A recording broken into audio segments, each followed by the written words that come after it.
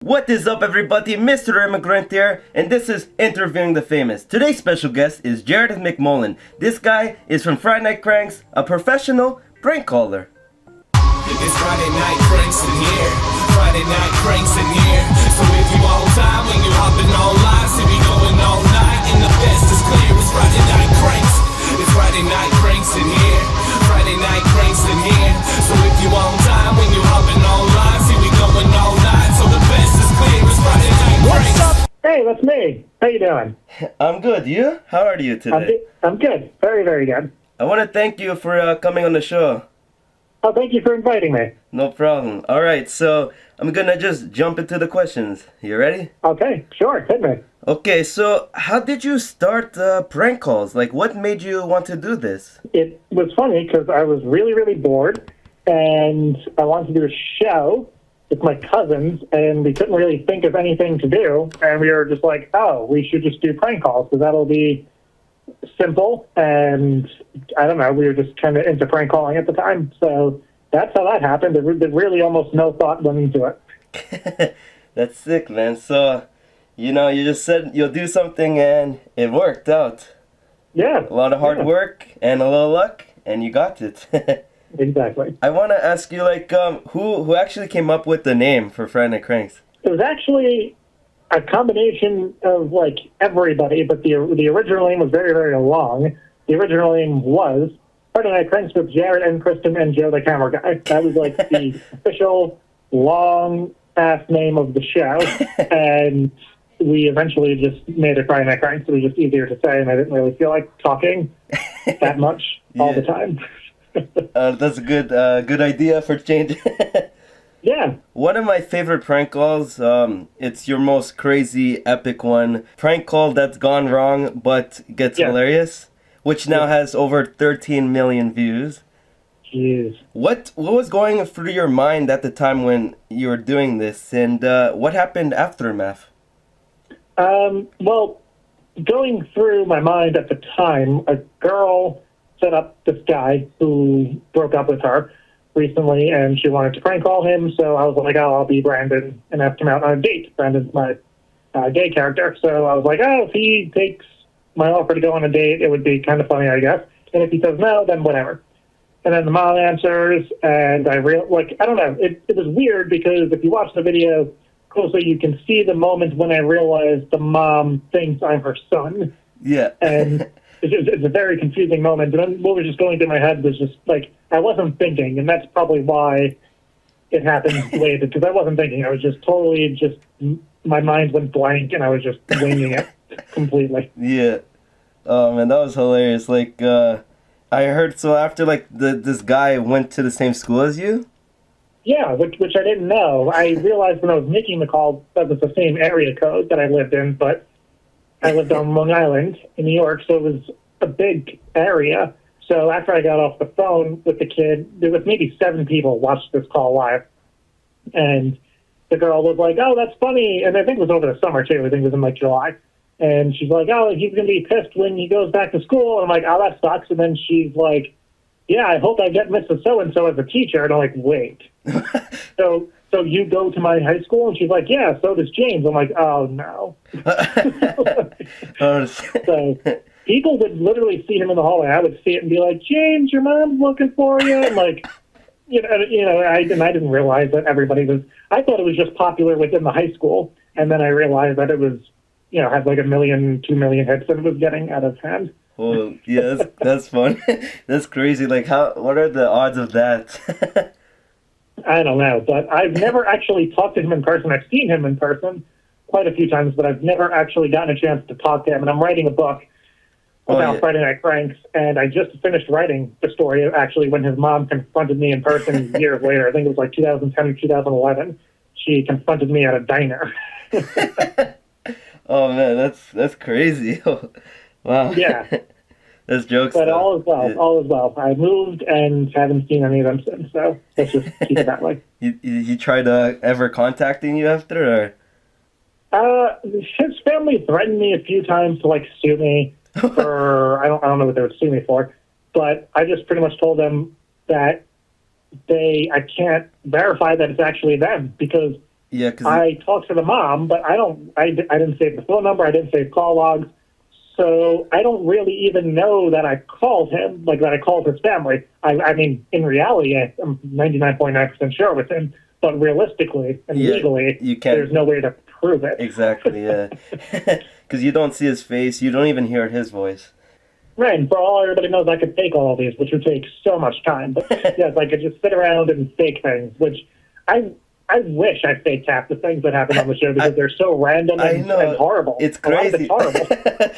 That's why I like your prank calls, because you do it live. It's like, so you never know what's going to happen. It's like something can go crazy and funny or something might not happen. But so crazy shit always happens because there's so many crazy people out there. Yeah. One of my favorites recently was when I prank called Brian Silva, and it was pretty much, I think, like the week before his stuff went viral. So it was like really good timing. Oh, yeah. And I prank called him, and people that were watching live were annoyed at me most of the show because I called him at least 20 times. Yeah. Because he wasn't answering. It was like taking too long. Then I wanted to change his voicemail, which in order for that to happen, he had to decline my call or just not answer. But he kept answering. So there reached a point where at first he wasn't answering, and then he was answering, and then I didn't want him to answer, and he kept answering. Oh, yeah.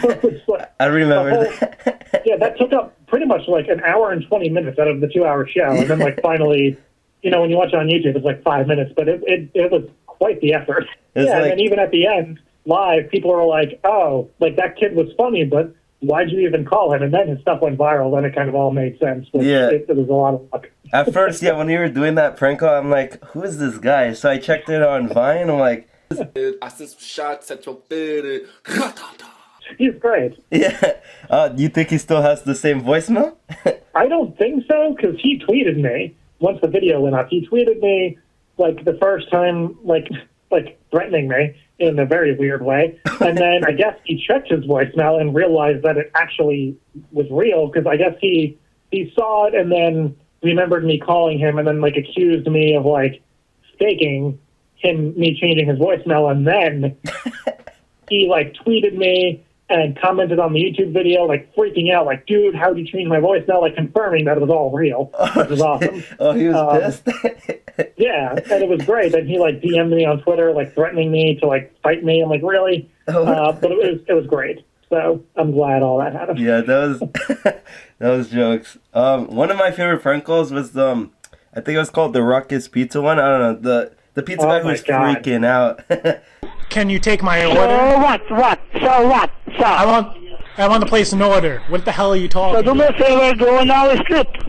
That was crazy. Yeah, I renamed, like, I forgot how I originally posted something else. I renamed it the Pizza Nazi, kind of like the Soup Nazi from Seinfeld. What it reminds me of.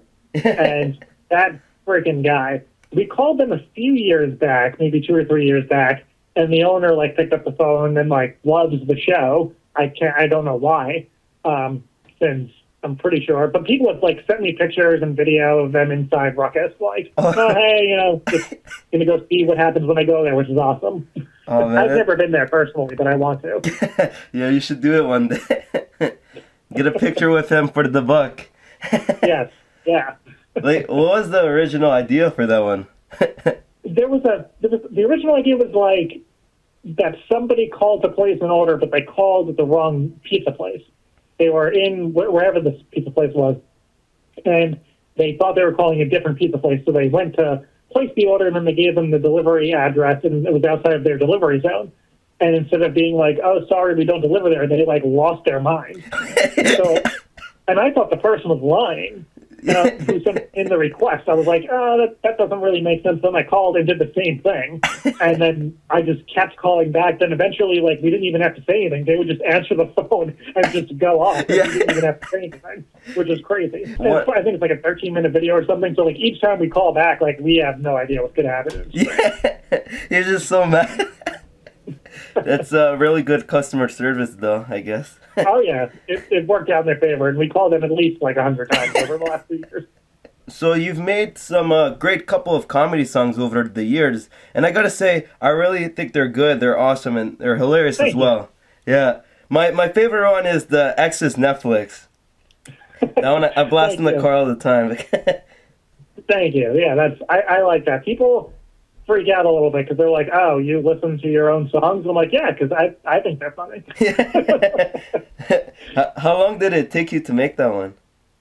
That song I was working on for a little over a year, the music at least. I made it. I started working on it in like August of 2013, and the original idea was like to make fun of breakup songs and come up with like this really cliche, depressing sounding breakup song. And then something happened. I checked Twitter late one night, and there were 3 tweets in a row from people that I was following, all saying how either they were using their ex's Netflix or their ex was using their Netflix. So I like searched Twitter for ex's Netflix to see how many people did that, and it was like thousands of people were publicly tweeting about using someone else's Netflix account. And I was like, huh. And then ex's Netflix kind of rhymed, and it just kind of went from there. So I wanted to like make that song, and then it just took me forever to figure it out. And then I had a few drinks one night, and then just kind of wrote it. One of my favorite songs. Also Snuggle Buddies. Yeah, that was a fun one too. I know you have some crazy funny stories of past ex-girlfriends. Can you share some with us today? Oh boy. Where do I start? I would say the craziest story was, because I've shared a few already, but still it goes back to, I was dating this girl in high school, and it was her birthday, so I took her out to dinner on her birthday, and of course went to pay for it, and the check came, and we both reached for the check, and it was kind of cute, like, I'll pay for it. Yeah. And then she's like pulling on the book, so like we're fighting over the check, and she gets it from me and like bitch slaps me. What?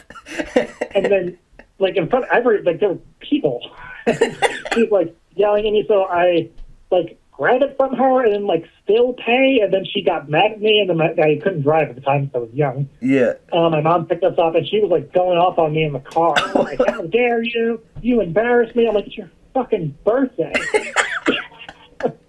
I heard one of your ex-girlfriend's dad tried to run you over. Yes, because I broke up with his daughter, and my cousin was still friends with her sister, because that's how we met her. My cousin was best friends with her sister for years, and then they were like, oh, you guys should date, and whatever. So we broke up and whatever. So Kristen was at her house, hanging out, and the dad was dropping her off. And I was going to my cousin's house to drop off a computer, either because I got a new computer, so I was giving them an old one because their old one broke, and I just like kind of have computers laying around everywhere. So I was bringing one in. It was a big desktop. This was like 2008 or something. So it was like a big clunky desktop. So I'm walking, and she had a driveway with like cobblestones, and on the other side it was a grass lawn. So I was on the grass lawn because I didn't want to drop it on the concrete or the driveway.